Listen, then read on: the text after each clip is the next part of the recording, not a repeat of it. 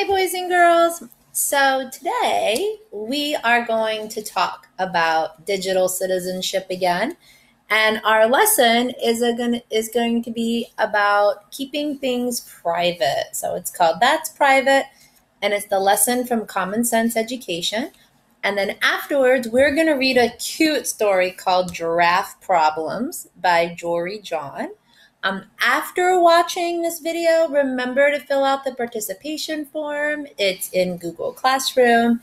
And finally, find your library books to return them when you pick up your things this week. You guys will be going in this week to pick up your belongings. If your library book was in your classroom or at your desk, your teacher already sent it down to the library. So if you have your books at home, just remember to return them when you come to pick up your things. So that's private. So what kinds of information should I keep to myself when I use the internet? That's what we're going to be talking about today. So what kinds of things should we not tell a stranger? Well, you probably wouldn't tell a stranger your address. You wouldn't tell them your phone number or give them your full name. So it's important to keep certain information about yourself, like your address and your phone number, private from strangers. We wouldn't want random people in our community knowing where we live or how to get in touch with us.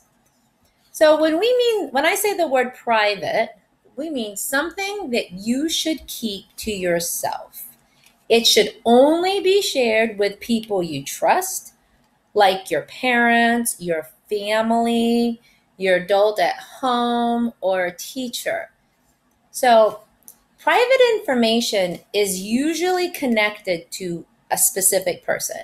So by that, I mean there are not two people in your class that have the exact same full name, which is your first and last name, and phone number. So that becomes a unique identifier for them. So here are some examples of some private information, and I'm sure if you thought about it, you would come up with this kind of the same list. So private information, a picture. Some places want you to upload your picture in your profile. That's private. Your full name is both your first name and your last name. Is it okay to use just your first name?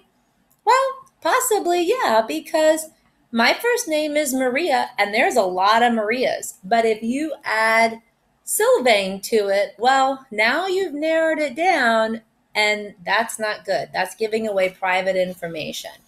Your age, how old you are, your birth date, and that's the month, the year, and the day. Your whole birth date, your address, your phone number, your email address, any passwords, your school name, and also private information also goes to your family. So your parents' full name, you shouldn't put your parents' full name down, their first and last name down without asking permission, or where they work, or a credit card number. Because some of these forms and sites that you go on will have forms that you have to fill this stuff out in order to access it. And we're going to talk a little more about that in a little bit. But that's when you need to ask somebody at your house, is this okay for me to put this down? So when we're talking about online, we mean when you're on a computer, a phone, a tablet, when you go to visit an app or a website, even when you're playing games on your Xbox or PlayStation, it's the same thing. So it's really important to keep this information private because it's never safe to give out information to people that you don't know because it could be used to trick you or to put you in unsafe situations. So you just always ask a parent or a caregiver before you give out private information to anybody. Just like you wouldn't walk up to somebody at the grocery store and give them your address, you wouldn't do it online. So, what we're going to do is we're going to play this thumbs up, thumbs down. So, and this is just to get an idea of what's private information and what's not private information. So, for each example I give, think about if it's okay to share. So, just give a thumbs up if it is. And then if it's not so okay to share, give it a thumbs down. And we're talking about sharing this information to a stranger. All right. Your favorite ice cream flavor, is that okay to share? Yes, it is okay to share. You should have your thumb up because nobody can trace you if your favorite flavor is butter pecan. That's okay. How about what you ate for dinner last night? All right, if you gave it a thumbs up, yeah, you're right. It's okay to share what you ate for dinner last night. That's not private information. How about your home address? Ooh, yeah, everybody should have their thumbs down. That's private information. That is not okay to share. What about your best friend's favorite movie? Yeah, if you have your thumb up, that's okay to share. There's nothing personal or private about a favorite movie. I mean, you probably should ask your best friend if it's okay that you're saying this, but it's not her private or his private information. What about your mom's phone number? Is that okay to share? No, if you have your thumb down, you are right. Yeah, no, we do not share phone numbers of any kind. Your phone number, your mom's, your dad's, anybody's, especially without their permission. And what about a password? Do you ever share a password to something? Nope, that's right. Everybody should have their thumbs down. We don't share our passwords either. So there is this app, and it's called SongTube, and it lets you create your own music.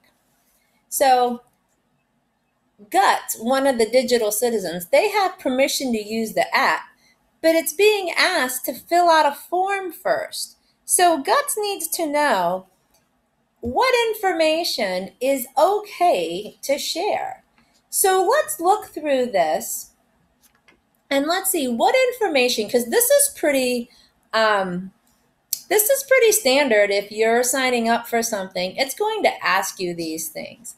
So let's see, what's okay for you to share? Your full name, is that okay to share?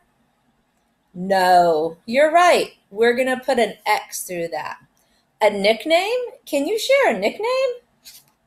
Sure, of course you can, because a nickname isn't really identifying you by your first and last name. What about a birth date? Nope, that's right. We're going to X through that. What about your favorite song? Sure, you can say your favorite song. That's okay. What about upload your picture? Can you do that? No, you can't. You cannot upload your picture. What about what kind of music do you like? Pop, rock, country, jazz, hip hop, other? Yep. Yeah, you can give that information. That's like an opinion type thing, and that's not private information. That's okay. Your home address, can you write that in? No, you're right. We do not write our home address in. What about a school name? Do we put that down? Nope, that's private information. What about, do you play an instrument? If yes, what do you play? Yeah, if you said that's okay, then yeah, that is okay. You can write that down. And what about a parent or caregiver phone number? Is that all right? No, you're right. We're going to X that out. So, as we look at the next form that we already have filled out, here you go. So, full name is a no, birthday is a no, picture is a no, your home address is a no, your school name is a no, and your parent caregiver phone number is a no. That's all considered private information. Now, why do you think that websites ask for this kind of information? Well, some reasons they're not bad reasons. Some of them they just want to learn more about the people who use their app, like their location and that demographic information. They want to send messages to people that are signing up. They want to sell things. So, bottom line, you should never fill out forms like this on your own, okay? Unless you have permission from a parent or a caregiver. So if your family says it's okay for you to share that information, then it's absolutely okay, but you always need to ask first. All right, so that brings us to the end of our slideshow.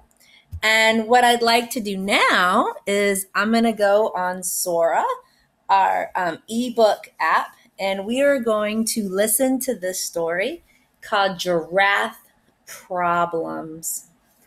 So here we go. It's super cute. I hope you enjoy it. So it's by Jory John and it's illustrated by Lane Smith. Giraffe Problems.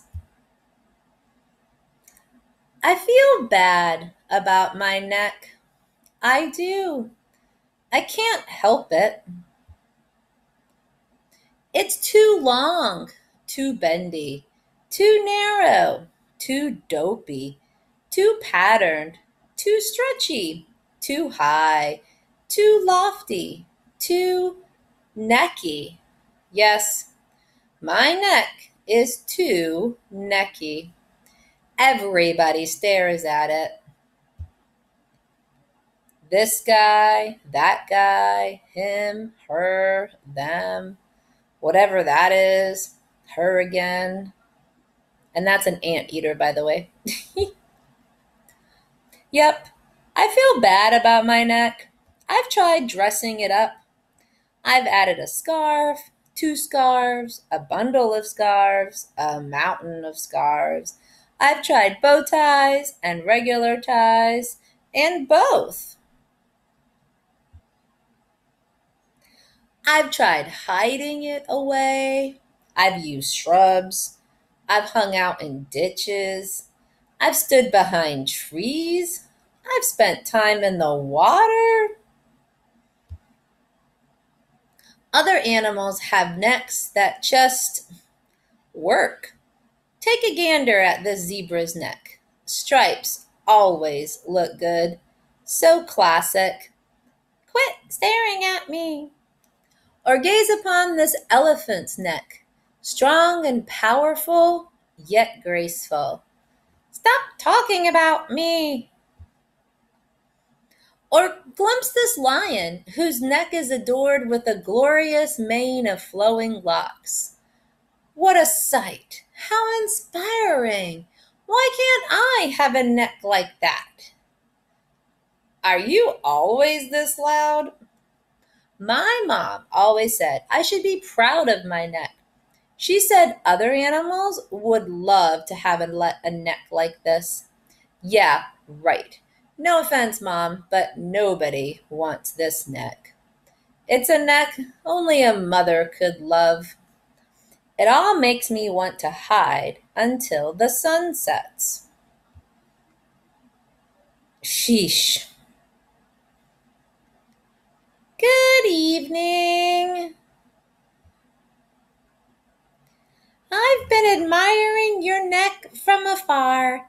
Oh, how I wish my neck looked like yours. I'd get so much done in one day. Goodness, I can only imagine all the reaching and grabbing and looking around I do. I'd accomplish many of my goals for sure. Meanwhile, I'm saddled with this little excuse for a neck. Here, watch me try to stretch it out. Ugh, see, that's about as far as it goes. Pathetic, right? I'm basically necklace. Sigh. You feel bad about your neck too? Yep. Huh. I'm Cyrus, by the way. I'm Edward. It's lovely to meet you, Cyrus. Can I tell you something else, Edward? Of course, Cyrus. Ahem. There's a hill in the distance where you can surely see from your great vantage. I've stood on that very hill for 7 straight days now, staring skyward, watching as a single piece of fruit, a lone banana, slowly changed from green to yellow, ripening. I've endured windy nights and unseasonably brisk mornings with very little sleep as I waited and waited, hoping against hope that the fruit would drop before me so I could sample its sweetness and nourish myself in the process. Yet, day after day, I felt like such a fool as I stretched my neck towards those greedy branches, only to be limited by my own physical shortcomings.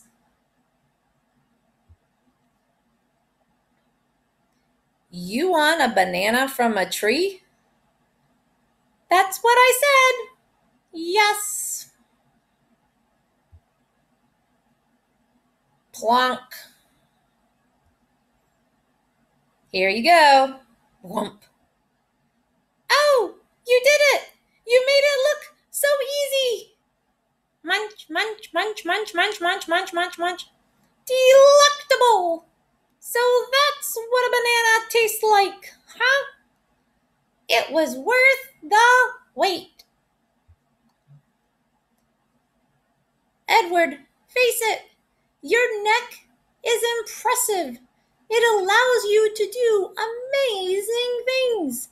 For instance, you just solved my week-long banana dilemma in 10 seconds. Well, thank you, Cyrus. I think you have a swell neck too. It's elegant and dignified, and it works very well with your shell. That means a great deal to me, Edward. Say, do you like bow ties, Cyrus? I'm not sure, Edward. I have very little experience with them. You look wonderful, Cyrus. As do you, Edward.